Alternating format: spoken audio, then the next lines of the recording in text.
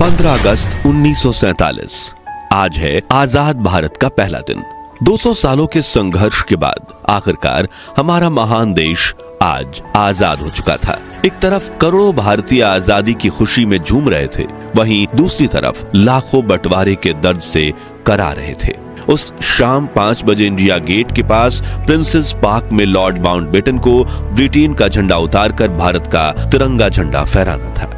उनके सलाहकारों का मानना था कि वहां करीब 30,000 लोग आएंगे, लेकिन वहां 5 लाख लोगों का सैलाब उमड़ पड़ा। दुनिया के इतिहास में अब तक इतनी ज्यादा भीड़ कुंभ मेले के अलावा कहीं एकत्रित नहीं हुई थी। उस ऐतिहासिक क्षण की तीव्रता का अंदाजा आप इसी बात से लगा सकते हैं कि भीड़ के जोश के सामने हर व्यवस्था नाकाम हो गई। लोगों को रोकने के लिए लगाई गई बल्लियां, बैंड वालों के लिए बनाया गया मंच, वीआईपी गेस्ट की बैठने की गैलरी और रास्ते के दोनों ओर लगी रस्सियां, सब कुछ लोगों की उमड़ती लहर में बह गया। बैंड वालों के चारों ओर इतनी भीड़ थी कि ढोल बजाना तक नामुमकिन हो गया। लोग इतने करीब करीब बैठे थे कि उनके बीच से हवा का गुजरना भी मुश्किल था। उस भीड़ में हजारों ऐसी महिलाएं थीं जो अपने दूध पीते बच्चों को सीने से लगाए खड़ी थीं, इस डर से कि कहीं भीड़ के दबाव में उनके बच्चे कुचले ना जाएं। और जब उन्हें भीड़ का धक्का लगता तो अपने बच्चों को हवा में उछाल देती और जैसे ही बच्चे नीचे गिरने लगे वो उन्हें फिर से पकड़ लेती और यह सिलसिला चलता रहता। एक समय तो ऐसा हुआ कि सैकड़ों बच्चे हवा में उछाले जा रहे थे, मानो आसमान से बच्चों की बारिश हो रही हो। तभी पंडित जवाहरलाल नेहरू वहां पहुंचे। उन्हें देख लोगों ने जय हिंद और भारत माता की जय के नारे लगाना शुरू कर दिया। उनके पीछे लॉर्ड माउंटबेटन की 17 साल की बेटी पामेला भी प्रिंसेस पार्क पहुंची। पंडित नेहरू ने पामेला की तरफ देखा और चिल्लाते हुए बोले, तुम लोगों के ऊपर से फांदती हुई मंच पर आ जाओ, वो बुरा नहीं मानेंगे। पामेला भी चिल्लाई, मैं ऐसा कैसे कर सकती हूं, मैंने ऊंची एड़ी की सैंडल पहनी हुई है। नेहरू ने कहा, सैंडल हाथ में ले लो और आगे बढ़ो। फिर पहले नेहरू लोगों के सिर पर पैर रखते हुए मंच पर पहुंचे और फिर उनकी देखा देखी पामेला भी अपने सैंडल उतारकर हाथों में लेकर इंसानों के सिरों की कालीन पर पैर रखते हुए मंच तक पहुंच गई, जहां सरदार पटेल की बेटी मणिबेन पटेल पहले से मौजूद थीं। लेकिन पहली बार भारत का तिरंगा फहराने वाले लॉर्ड माउंटबेटन दूर दूर तक नहीं दिख रहे थे। कुछ मिनट ऐसे ही बीते और फिर माउंटबेटन की बग्गी वहां पहुंची, जो लोगों के सैलाब के बीच इतनी बुरी तरह से फंस गई थी कि वो उसमें से उतरने की सोच भी नहीं सकते थे।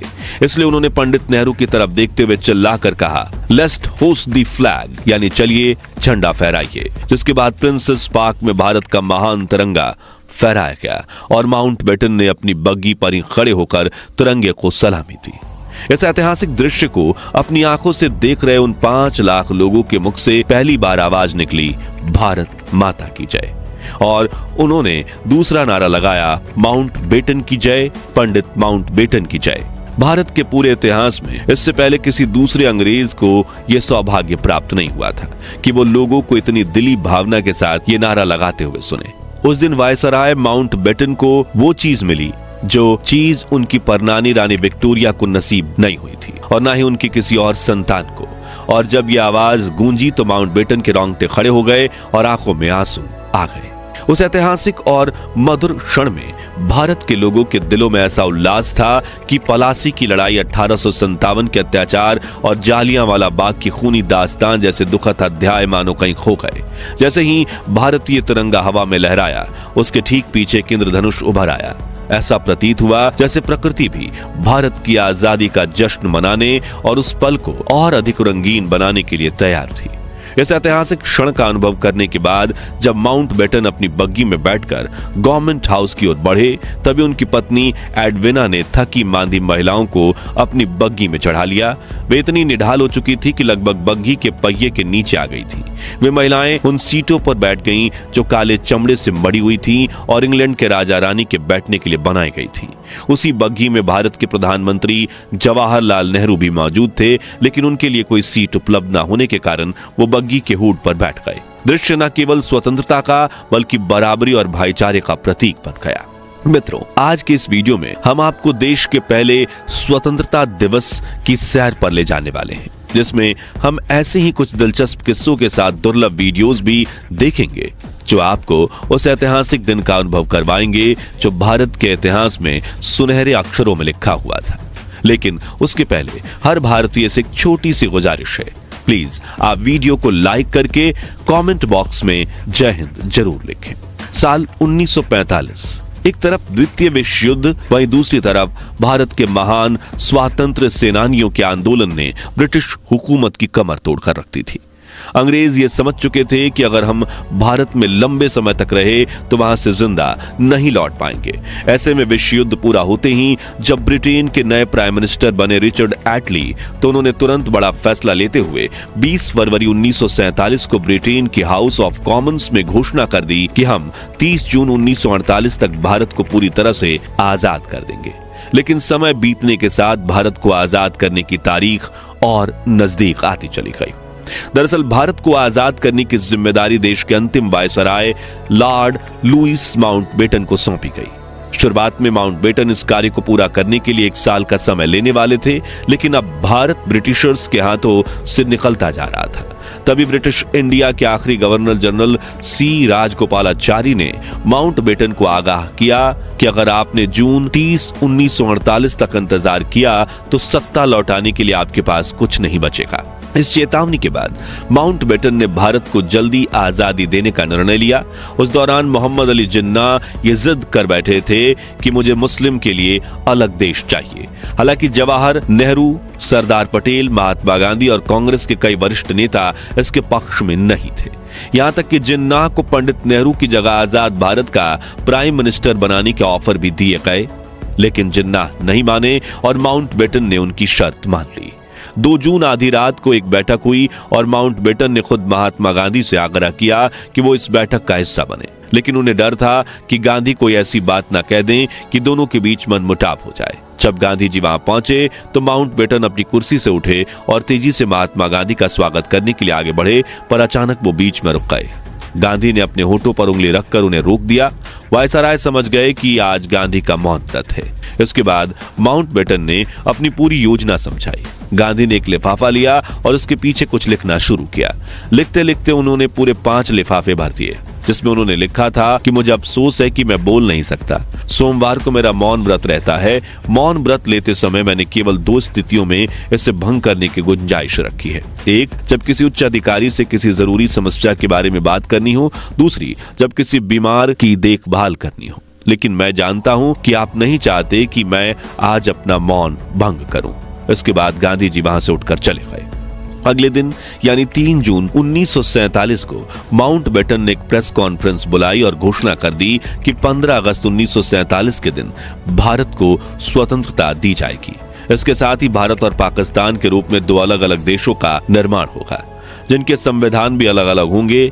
यहाँ एक दिलचस्प बात यह है कि प्रेस कॉन्फ्रेंस से पहले माउंटबेटन ने आजादी की तारीख सोची नहीं थी, बल्कि जब पत्रकारों ने उनसे तारीख पूछी तब उन्होंने फट से इस तारीख को चुन लिया, क्योंकि वर्ल्ड वॉर 2 के दौरान इसी तारीख पर उनके नेतृत्व में जापान की सेना ने ब्रिटेन के सामने आत्मसमर्पण किया था। अचानक अपनी मर्जी से तय और घोषित की गई आजादी की तारीख पर लंदन से लेकर भारत में जैसे विस्फोट हो गया था। किसी ने नहीं सोचा था कि लॉर्ड माउंटबेटन भारत में ब्रिटेन के इतिहास पर इस तरह पर्दा गिरा देंगे। वहीं देशवासियों में यह खबर खुशी और उत्साह लेकर आई।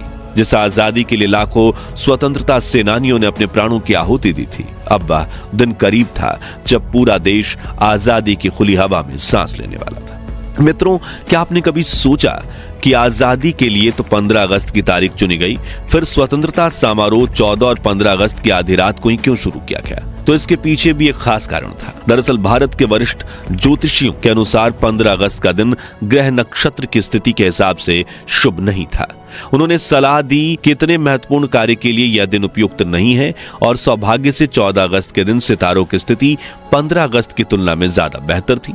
इसलिए निर्णय लिया गया कि 14 अगस्त 1947 की आधी रात को भारत को आजाद किया जाए, ताकि यह हर दृष्टि से सही साबित हो। वायसराय लॉर्ड माउंटबेटन ने इस प्रस्ताव को स्वीकार कर लिया। 14 अगस्त की रात 11 बजे दिल्ली के संसद भवन के सेंट्रल हॉल में स्वतंत्रता दिवस समारोह आयोजित किया गया। समारोह की शुरुआत सुचेता कृपलानी ने की, जो बाद में उत्तर प्रदेश की पहली महिला मुख्यमंत्री बनी। उन्होंने सबसे पहले अल्लामा इकबाल के गीत सारे जहां से अच्छा और फिर बंकिम चंद्र चट्टोपाध्याय का वंदे मातरम गाया, जो बाद में भारत का राष्ट्रीय गीत बना।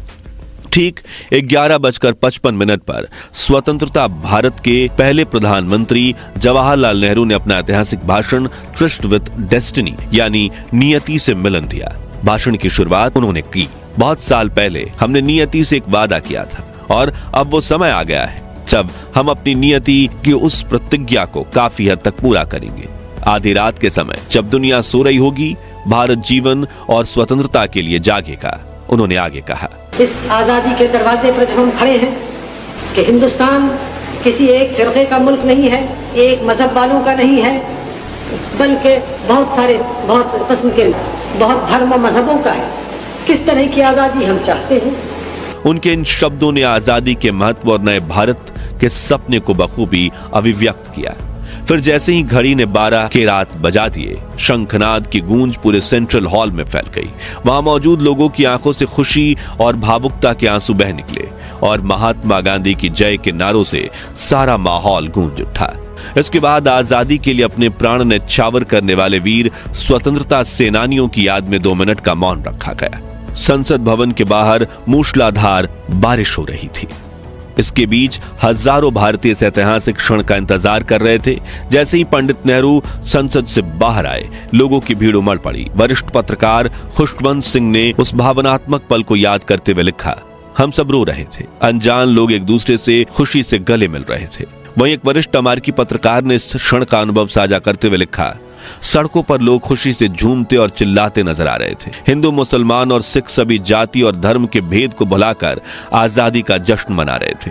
माहौल ऐसा था मानो यह न्यूयॉर्क के टाइम्स स्क्वायर पर नए साल की पूर्व संध्या हो। 15 अगस्त की सुबह 8:30 बजे लॉर्ड माउंटबेटन ने जवाहरलाल नेहरू को स्वतंत्र भारत के प्रथम प्रधानमंत्री के रूप में शपथ दिलाई। आइए इस ऐतिहासिक क्षण की दुर्लभ वीडियो देखते हैं। और हमारे सब प्रधानों के सामने फेडरल कोर्ट के चीफ जस्टिस न्यायमूर्ति श्री हरिलाल कन्या के हाथों देश सेवा की शपथ लेते हैं। इसी तरह गवर्नर जनरल के हाथों अपनी नई हुकूमत के मुख्य प्रधान पंडित नेहरू और दूसरे प्रधान देश सेवा की शपथ ले रहे हैं। आजादी की यह जश्न सिर्फ दिल्ली में नहीं बल्कि पूरे देश में मनाया जा रहा था। हर तरफ भारत का तिरंगा लहरा रहा था। लोग सड़कों पर इकट्ठा होकर देशभक्ति के गीत गा रहे थे। हर तरफ भारत माता की जय, महात्मा गांधी की जय, जय हिंद और जय भारत के नारे गूंज रहे थे। और आजादी की खुली हवा में सांस लेते हुए सभी भारतीय उन क्रांतिकारियों को याद करते हुए आंखों में आंसू लिए जय हिंद के नारे लगा रहे थे, जिन्होंने देश को आजादी दिलवाने के लिए अपने प्राणों की आहुति दे दी थी। लेकिन दूसरी तरफ देश के कुछ हिस्सों में लोग बंटवारे का खौफनाक दर्द भी सह रहे थे।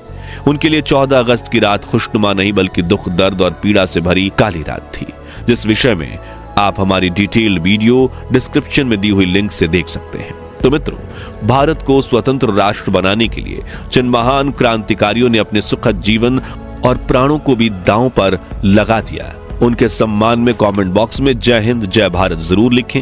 ये वीडियो पसंद आई हो तो इसे लाइक और शेयर करें। 5100 लाइक्स जरूर करवा दीजिए और ऐसी ही दुर्लभ वीडियोस के लिए हमारे चैनल को सब्सक्राइब करके पास वाली घंटी बजाना मत भूलिएगा। जय हिंद, वंदे मातरम।